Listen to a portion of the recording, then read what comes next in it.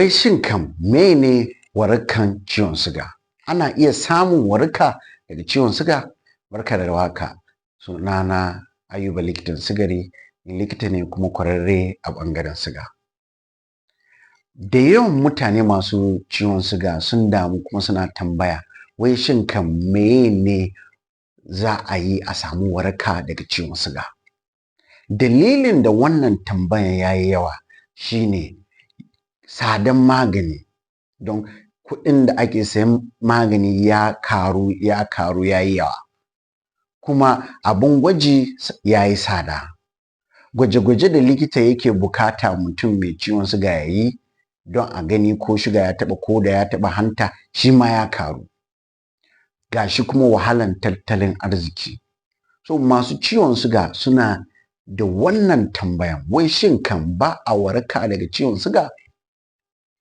Amma kafin mu gane ko za a iya warkewa daga ciwon suga, wai shin kan mene waraka?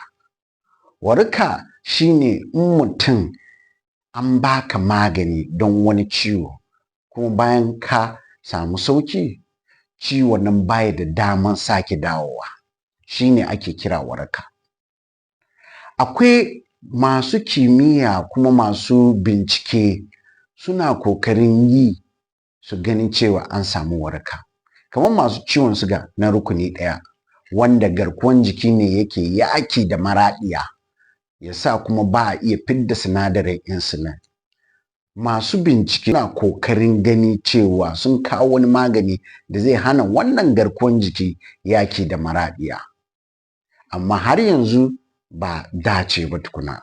Na biyu kuma suna kokarin fidda wani ƙwayoyin halitta wanda zai na yin aiki kamar ita maraɗiyan, don ita sai tana fidda insulin, tunda ainihin maraɗiyan yanzu bata aiki. Ita ma har yanzu ana kan aiki ba a dace ba. Masu ciwon shuga na rukuni biyu su ma ana kokarin gani wanda su yanzu ba su fidda insulin ga baki ɗaya. An samu ƙwayoyin halitta wanda za su fidda insulin, yadda mutum in ya fara fidda insulin zai iya samu waraka, amma har yanzu ba a dace ba.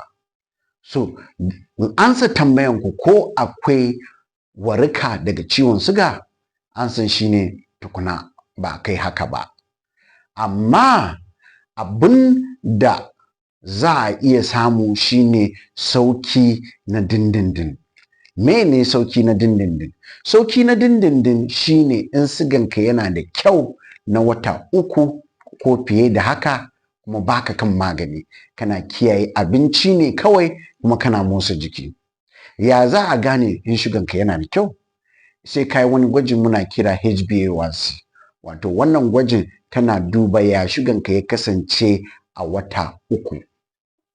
Ko kuma in kana da na'ura, wata sabuwar na'ura wanda take gwada shuga kowane minti 5, kuma an zo an gwada ya shuganka ya kasance cikin wata 3, an ɗauka average ɗin shi an samu cewa ya kasa 7. In ka samu wannan yanayin na wata 3 ko fiye da shi, za a ce ka samu sauki na dindindin. To me yasa ake ce sauki ba waraka ba? Ana ce sauki ba waraka ba don in ka koma cin abin da ka saba, ita ciwon suga za ta dawo. To su waye ne suke iya samun sauki na dindindin?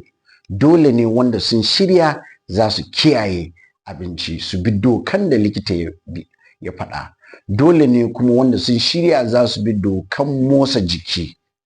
Dole ne kuma wanda har yanzu suna ɗan fitar da ita sinadarin insulin, ba wai babu gabaki ɗaya ba, sai dai kawai ba ta yin aiki yadda ya kamata. Daga wannan bidiyon an gane cewa ciwon suga har yanzu ba waraka. Kar ku je a ruɗe ku, wani ya ce muku ya samu maganin ciwon suga, kuma in ka sha ka warke, har yanzu ba waraka. Don duk wanda ya samu maganin ciwon suga, za ka gani cewa a duk duniya a cikin masu bincike zai zama a sama. Da ita ciwon suga tana cikin abin da ya dami mutane sosai.